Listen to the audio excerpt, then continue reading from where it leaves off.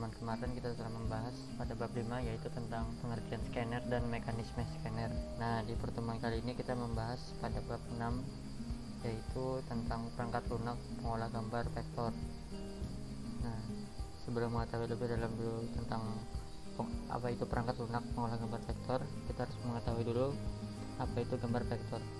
Nah, gambar vektor adalah gambar yang disusun oleh sekumpulan garis, kurva atau bidang tertentu yang menggunakan serangkaian perintah yang didefinisikan dengan persamaan matematis.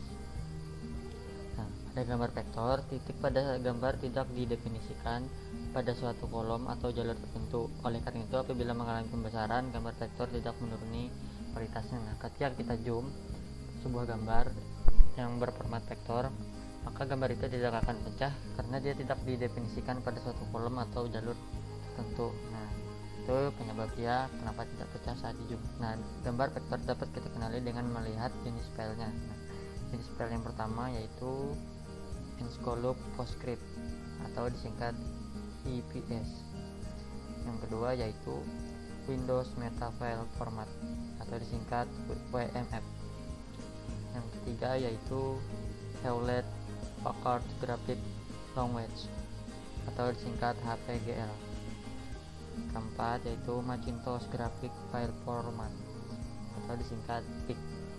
Nah, yang terakhir yaitu CorelDRAW atau CDR. Nah, yang terakhir ini adalah aplikasi yang akan kita bahas tentang pengolah gambar vektor. Itu adalah aplikasi pengolahnya, yaitu CorelDRAW. Nah, sama halnya seperti bitmap, gambar vektor mempunyai kelebihan tertentu. Antara lain, yang pertama yaitu sifatnya scalable, yang artinya dapat memperbesar atau memperkecil gambar tanpa mempengaruhi kualitasnya. Itu kelebihan gambar vektor. Yang kedua yaitu dibanding gambar bitmap, ukuran file gambar vektor relatif kecil. Oleh karena itu, gambar jenis vektor mudah diunduh melalui internet. Dibandingkan dengan gambar bitmap, gambar bitmap itu memiliki kualitas yang sangat besar, dan kalau di zoom juga hasilnya akan pecah kalau resolusinya kecil. Nah, itu perbedaan gambar vektor dan gambar bitmap. Lebih baik gambar bitmap daripada gambar vektor. Yang ketiga yaitu dapat diubah menjadi tampilan 3 dimensi dengan perangkat lunak tertentu. Yang keempat, sifat warna solid sehingga cocok untuk menggambar logo, kartun, dan gambar sederhana lainnya.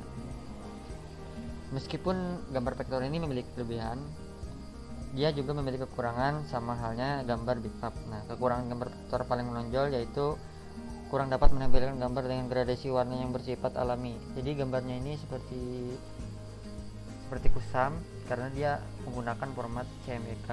Rata-rata vektor menggunakan format CMYK. Nah, gambar jenis vektor ini dapat diubah dan dimanipulasi menggunakan program aplikasi pengolah gambar vektor. Nah, program aplikasi tersebut contohnya Macromedia Freehand, Inkscape, Adobe Illustrator, dan CorelDRAW. Nah, selanjutnya kita akan membahas tentang cara membuka program CorelDRAW. Nah, cara yang pertama kita bisa memulai dengan menekan tombol start di samping ini.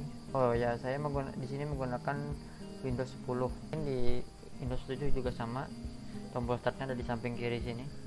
Nah, cara yang pertama untuk membuka CorelDRAW yaitu ini, tekan tombol start. Setelah itu kita cari aplikasi CorelDRAW yang telah terpasang. CorelDRAW ini juga kita ketik dulu CorelDRAW. Nah, ini setelah itu kita buka. Bisa juga dengan cara kita mencari ikon CorelDRAW. Nah, ini ada ikon CorelDRAW, terus kita klik 2 kali pada program CorelDRAW tersebut. Nah, setelah kita klik, kita tunggu dulu dia sampai membuka aplikasinya seperti ini.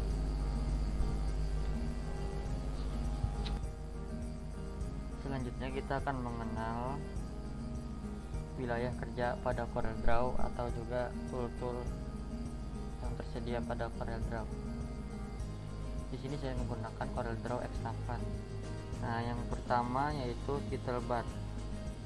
Yang paling pojok atas kiri ini adalah title bar. Dia akan menampilkan nama lembaran yang kita buat.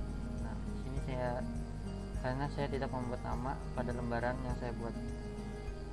Nanti kalau kita save lembaran tersebut, maka di sini akan berubah dan menjadi keterangan sesuai file yang kita save. Yang kedua yaitu menu bar. Nah, menu bar tuh ini, dia bersihkan file, edit, view, layout, object, effect, bitmap, text, tabel, tools, windows, dan menu bar help. Itu disebut dengan menu bar. Menu bar merupakan area yang berisi menu-menu perintah yang dikelompokkan berdasarkan kategorinya yang saya sebut tadi. Yang ketiga yaitu toolbar atau standar bar. Ini adalah toolbar di atas ini. Toolbar berisi kumpulan ikon yang memiliki fungsi tertentu dan digunakan untuk mempermudah pengaksesan sebuah perintah tool. Yang keempat yaitu property bar. Nah, property bar ini berada di bawah sini. Nah, ini namanya property bar. Property bar adalah bagian yang berisi alat yang aktif yang akan muncul jika pengguna mengklik tool tersebut atau membuat objek tertentu. Maka dari itu property bar dapat berubah dan atau juga tidak. Ketika kita mengklik ini, maka toolnya akan berubah. Dan ketika kita mengklik ini, nah, maka toolnya akan berubah lagi. Itu yang disebut dengan property bar. Yang kelima yaitu control Windows. Nah, paling ujung ini namanya control Windows. Kita bisa meng-close aplikasinya dengan cara menekan tombol like pada paling ujung kanan ini, atau juga meminimize ukuran aplikasinya. Nah, seperti ini. Atau juga keluar dari aplikasi namun tidak meng-close aplikasi tersebut seperti ini. Nah, namun aplikasinya masih ada. Itu namanya control Windows. Yang keenam yaitu toolbox. Nah, ini yang disebut dengan toolbox. Toolbox merupakan bagian utama berupa tools atau alat untuk membuat atau mengisi dan memodifikasi suatu objek ataupun gambar dalam CorelDRAW. Inilah beberapa tool yang lengkap dalam toolbox. Selanjutnya kita akan membahas yang ketujuh yaitu drawing Windows. Nah, di samping ini dinamakan dengan drawing Windows. Drawing Windows merupakan area di luar drawing page yang dapat juga digunakan untuk membuat atau memodifikasi sebuah objek. Nah, itu dinamakan dengan drawing Windows. Yang ke-8 yaitu drawing page.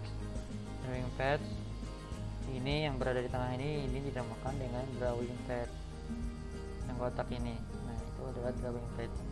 Drawing page merupakan area lembar kerja berbentuk persegi dengan ukuran yang bisa kita ubah-ubah tergantung ukuran yang kita mau ukuran standar kertas atau ukuran yang kita mau juga bebas, itu bisa diatur.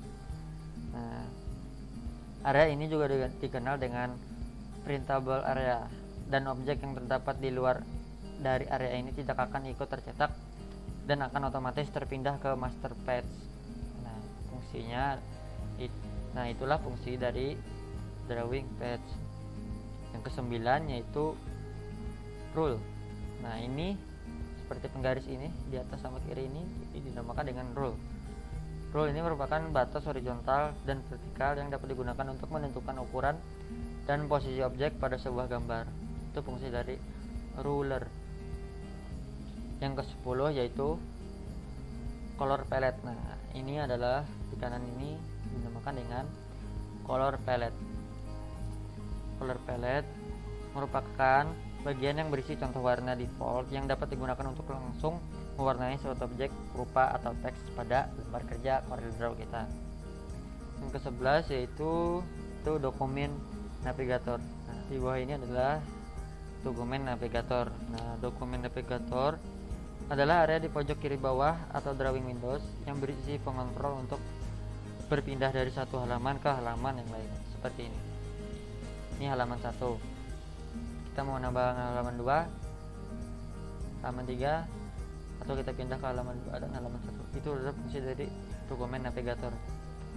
Yang ke-12 yaitu status bar. Nah, status bar berada di bawah sini.